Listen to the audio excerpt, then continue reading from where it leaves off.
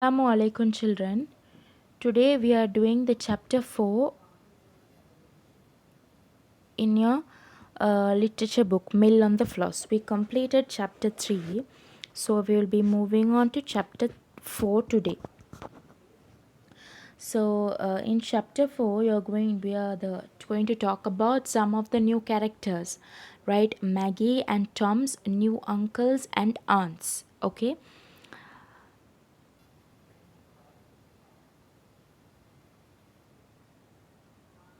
So let's move on to the chapter.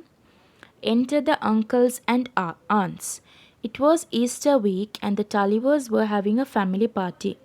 As Mrs. Tulliver wanted to consult her sisters about Tom's going to school. She had three sisters, all married: Mrs. Glegg, Mrs. Pullett, and Mrs. Dean. Mrs. Tulliver had not wanted to invite Mrs. Dean this time. "She's always as jealous as can be," said Mrs. Tulliver, "and she's always criticizing my poor children." So, now in this chapter, as I said to you before, new the uncles and aunts are being introduced, Tom's and Maggie's. So, Mrs. Tulliver, she has three sisters, okay? Mrs. Pullett, Mrs. Dean, and Mrs. Glegg. So, in this chapter, they're introducing all three sisters. So at the beginning of this chapter, so I can say Mrs. Tulliver is saying that she didn't want to invite. Now they are having a family get together, right? A family, dinner, because Tom is going to school.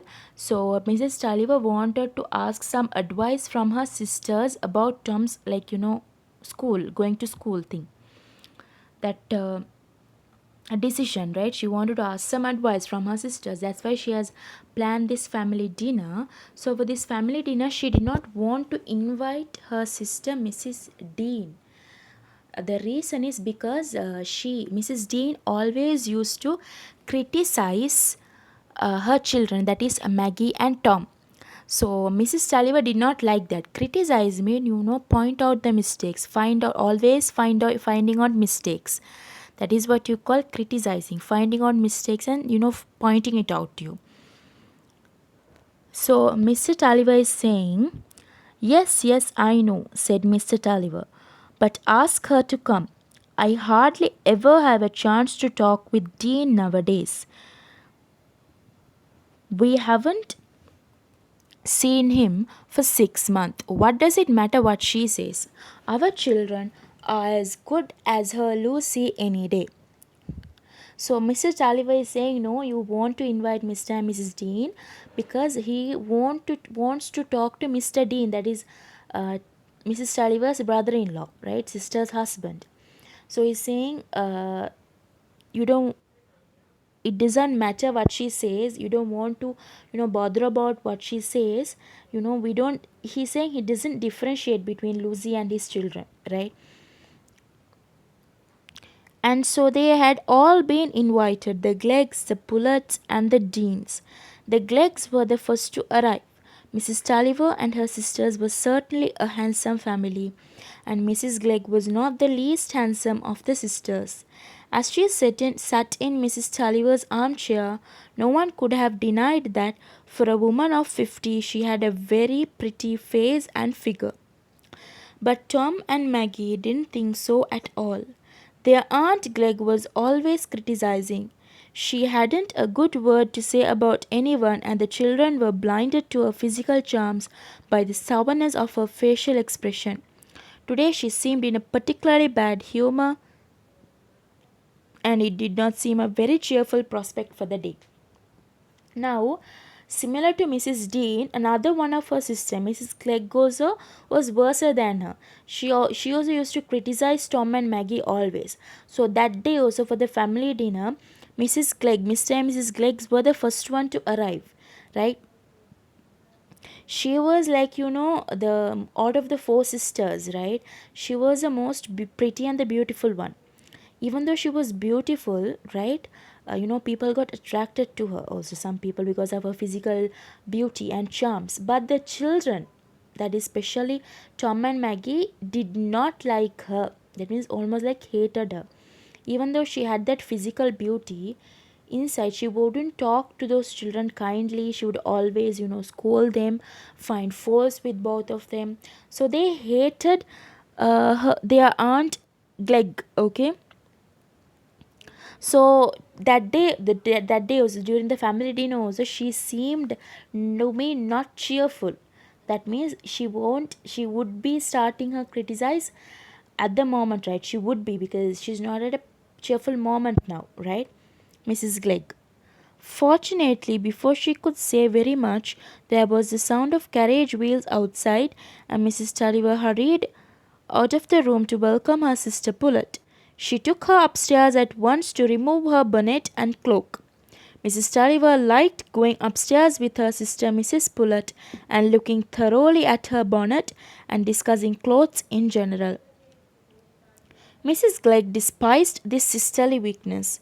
It always annoyed her that Mrs. Tulliver was too proud to dress Maggie in the cast of clothing that Mrs. Glegg gave her for this purpose. She considered it was a sin and a shame to buy anything new for the child, with the exception of a pair of shoes sometimes. On this subject, however, Mrs. Glegg was unjust to her sister, for Mrs. Tulliver had made great efforts to persuade Maggie to wear a straw bonnet and dyed silk frock which had been made out of one of her Aunt Glegg's, but she had not been successful. Okay, so in this paragraph, here first of all enters Mrs. Pullet. First Mr. and Mrs. Gregg, then the Pullets are entering. That is Mr. and Mrs. Pullet, right? So Mrs. Tulliver goes to welcome them, and takes the bonnet, hat, and the cloak from Mrs. Pullet. But Mrs. Glegg does not like this much, because what she thinks is, she has a different opinion for herself about giving new clothes to Maggie, right?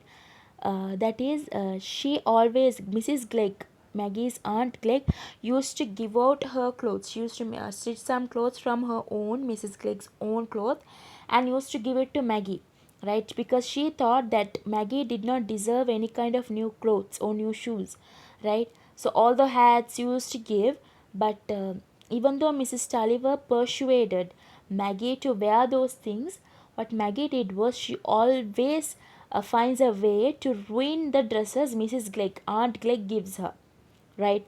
Like, by spilling something, or by, you know, putting this clothes in the water or something like that. So here Mrs. Glegg was acting so cruelly and so in an unkind manner to Maggie. Okay, so what happens is, now Maggie, declaring that the frog smelt of nasty dye, had spit gravy all down the front on the first Sunday she wore it, and finding this plan successful, she had then dropped the bonnet on the horse trough, which was full of water at the time. I must again excuse of Maggie that Tom had laughed at her in the bonnet and said she looked like an old woman. So you can see there how Maggie finds ways to ruin the dresses and the bonnets that were given to her by Aunt Glegg. She did not like them, right?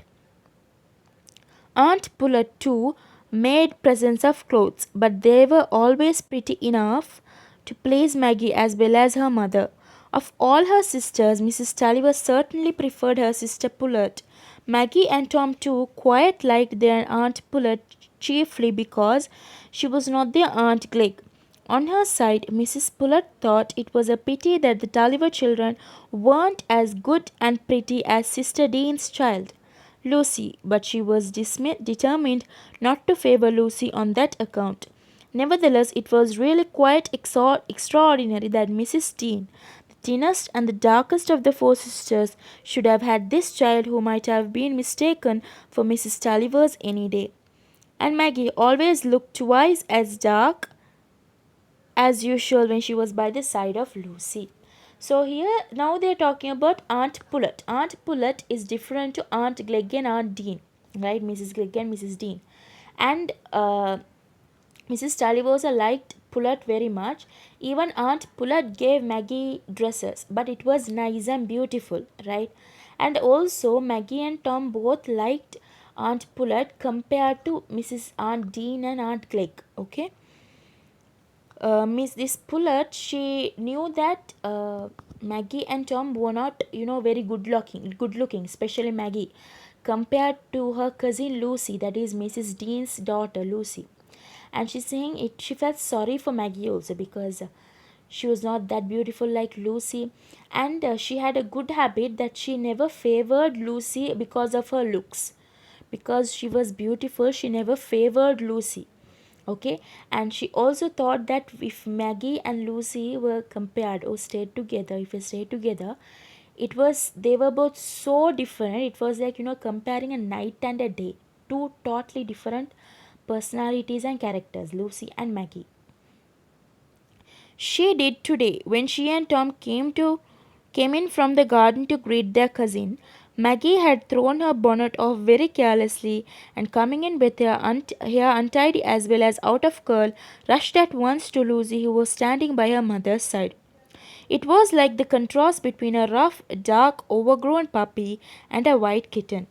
Lacey put up the neatest little rosebud sorry, Lacey put up the neatest little rosebud mouth to be kissed. Everything about her was neat.